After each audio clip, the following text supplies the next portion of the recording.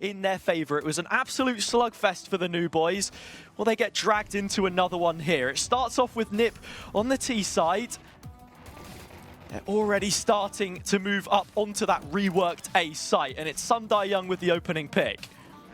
Yeah, good trades though. 4v4, bomb plant, not to mention the security now of spawn. And the only way you can get to this position is through the CT spawn itself. They haven't obtained. 1-for-1 yet again, 3v3. Alex spotted here on the sandbag.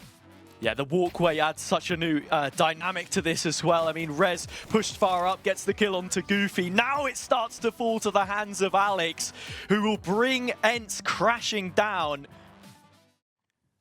It's Rez, the longest standing member of this NIP team, which is the first one forward again. Flash through middle, the double hold from ENCE looks to be doing exactly that. Between Poddy and Goofy, they're able to pick up a kill each, but this 3 versus 3, you can only feel, helps but favour.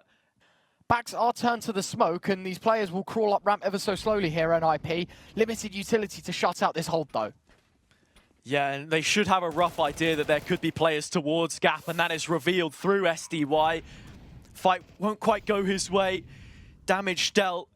Wrinkle is low, but there are rifles surrounding him, and across the catwalk, no. NIP begin to go. First one shouldered over the ledge. Isaac's still here, though, and I don't think that ENCE were expecting there to be 3 players there whatsoever. The HE takes the first out of play, but it's the new man on the block, Poddy, who can clean up. As I say that, though, players starting to head elsewhere. It looked like they were going for the rotation, but it's been second-guessed now. Glaive the one calling. He stands on the site, but swiftly falls. Rez dealing with him and finding Poddy by his side, opening the whole damn thing up. 3 kills for Rez, but not yet the round. We're back to an equal position all of a sudden, and Goofy in through the archway, played in. YaLLa with a backstab that he's not quite thought about just yet. As Eastern European compatriot will take him down. I think the thing to take away from that Pro League performance as well is that names like Wrinkle were feeling comfortable on the AWP. This time the focus is on Rez and his entry work again. Good for a single kill before Glaive pops up in the kill feed. Second round in a row now. Focus does quickly shift towards the B side of the map, though. This is a quick pivot from Nib.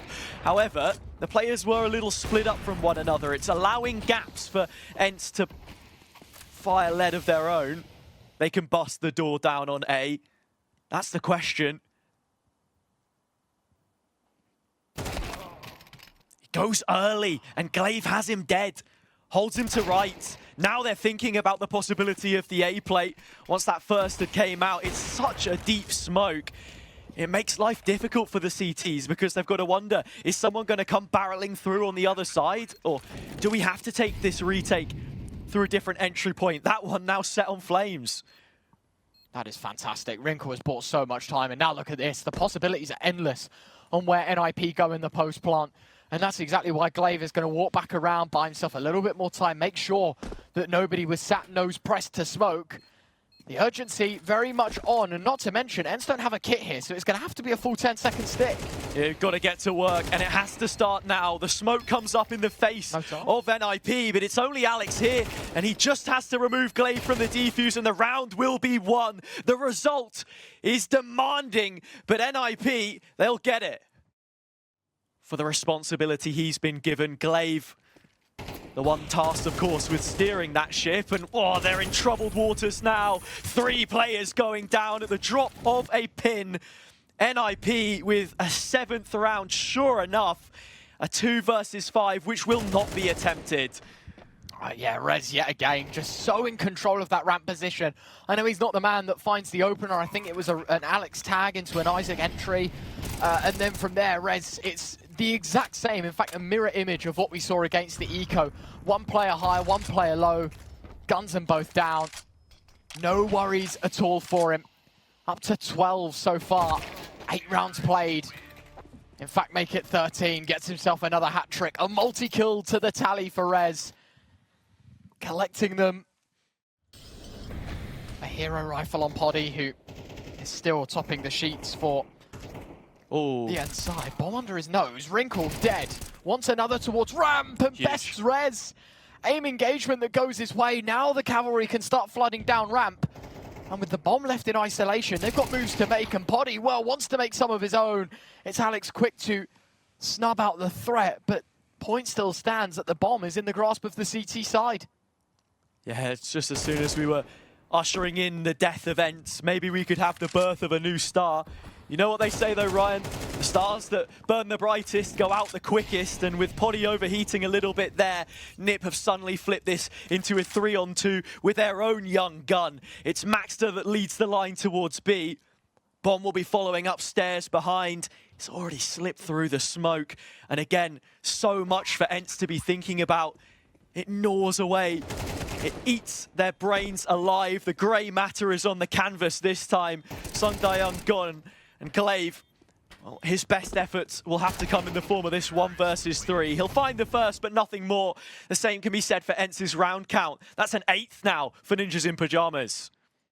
New pieces, and you've got to offer time.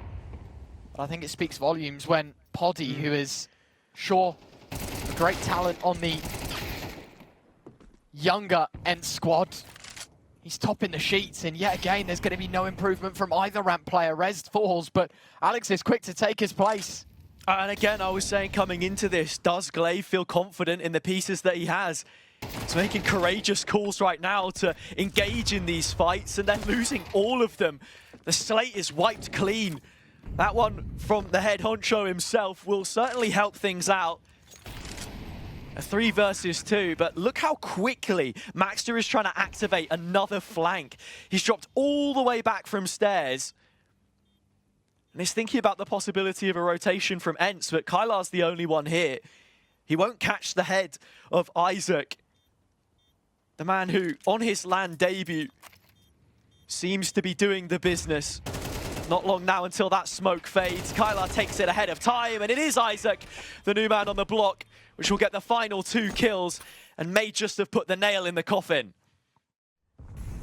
And you've got to say that even if it is against a new loosely formed ENCE side, they are looking on fire. They are looking strong, and it is just round after round, different name cropping up every time.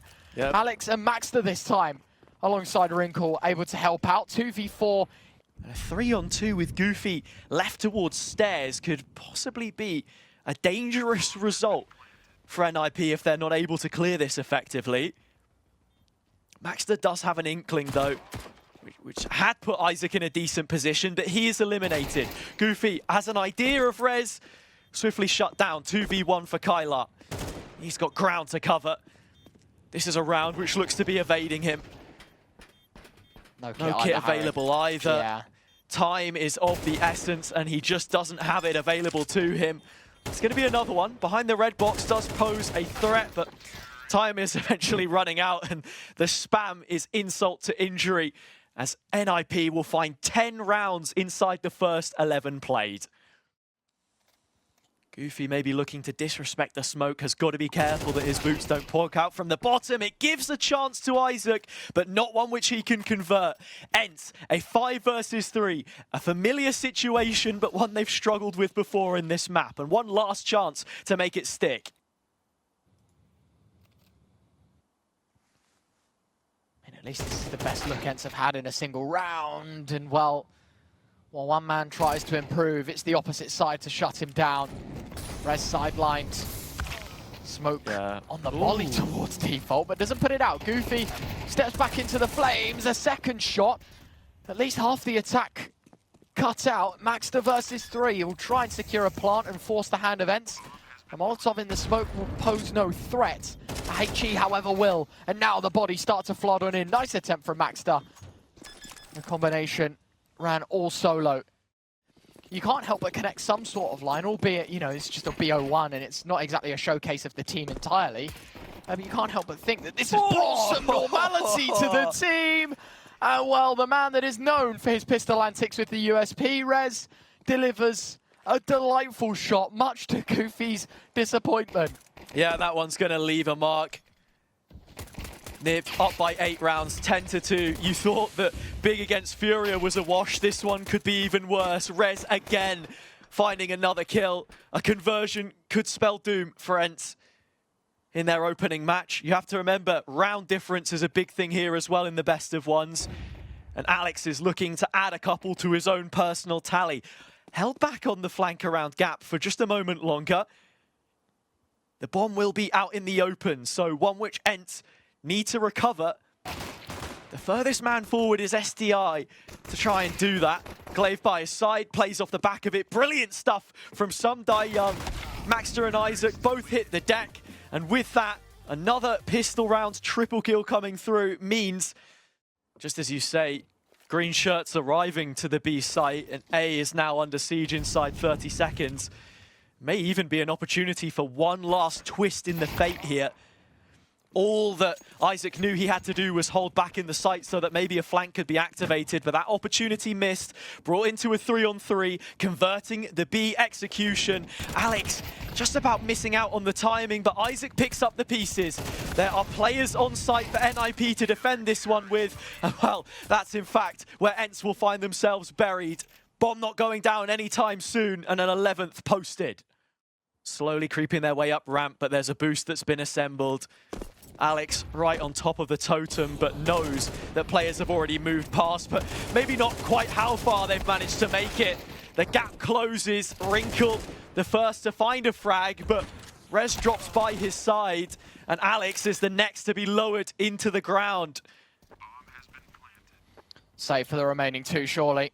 Wrinkle can rebuy an M4. Maxter can drop one across, I do believe. Can't afford to be going back and forth. I haven't got the rounds for that. There's no change to be given back to this end side.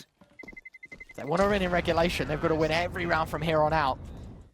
Can only concede the one, and that's even for OT, never mind a win. So, one of which is here. Wrinkle, even with the big green. Interesting that NIP on the CT side take less to utility and more for weaponry, of which the star man in terms of it is cut out completely. The AWP collected by that of Poddy, and oh my good god, Poddy! It's sick.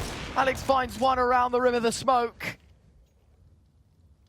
But it does not matter, the damage already done. Poddy on the AWP.